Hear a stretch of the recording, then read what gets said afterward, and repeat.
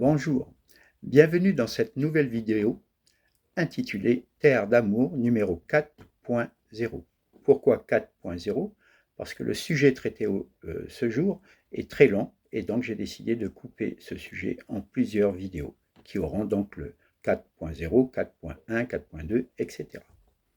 Rappelons d'abord ma définition de l'amour. Tel le soleil, qui répand sa chaleur tout autour de lui sur tout ce qui existe. Aimer, c'est en toute autonomie, en toute liberté et en toute conscience, répandre son amour sur tout ce qui existe. Sur soi-même, sur les autres et sur tout ce qui existe sur Terre comme dans l'univers. Sans jugement, sans distinction, sans rien attendre en retour, et enfin, sans que nul ne puisse l'arrêter, cet amour de se répandre. C'est le sujet du jour. Pourquoi nul ne peut arrêter l'amour qui se répand et pourquoi l'amour se répand sans jugement.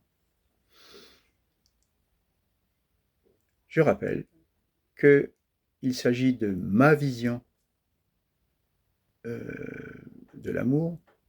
Je ne prétends pas détenir la vérité, mais je vous présente ma vérité. Et derrière ces informations et ces connaissances, vous êtes libre de faire votre choix. Nul ne peut vous y obliger. C'est très important. Vous devez prendre vos décisions en toute autonomie, vous-même. Et nous allons donc rebondir sur le mot liberté, autonomie maintenant. La liberté, c'est en effet un formidable atout, mais aussi un formidable handicap, notamment lorsque cette liberté, cette notion de liberté est déformée. Et aujourd'hui, plus particulièrement, nombre de jeunes comme nombre de personnes moins jeunes ont déformé la notion de liberté et pensent que la liberté, c'est faire ce que je veux, quand je veux, comme je veux. Non. À la rigueur, si on est seul dans une forêt ou sur une île déserte, on peut faire ce que tu veux, ce que tu comprends, etc. Mais encore là, il y a des limites, c'est que tu ne peux pas détruire la nature autour de toi. Donc on voit bien les limites de ta liberté déjà, si tu veux bien sûr être dans l'amour. Donc la liberté, nous l'avons déjà abordé, c'est tout autre chose. C'est bâti sur un pilier fondamental.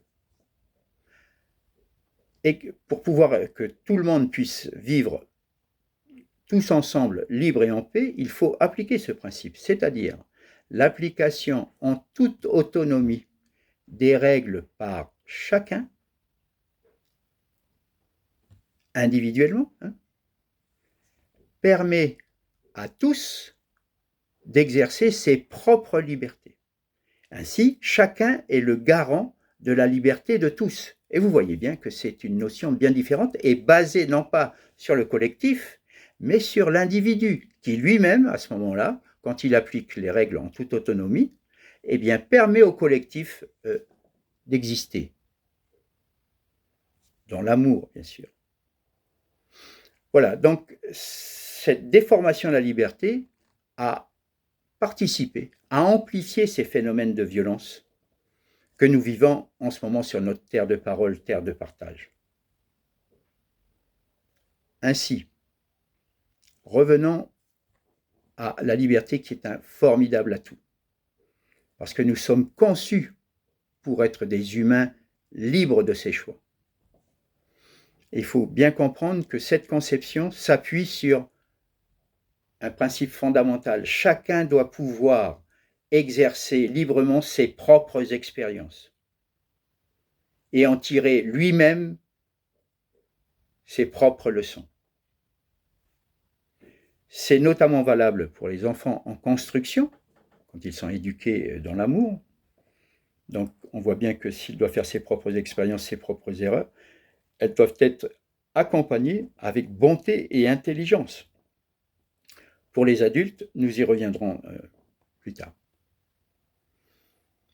Donc chacun doit pouvoir faire ses propres expériences pour peu à peu tirer les leçons.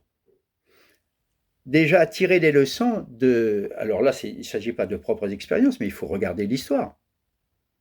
Et tirer les expériences de l'histoire, tout simplement. Depuis des milliers d'années, l'homme est enfermé dans ce cercle infernal de la violence.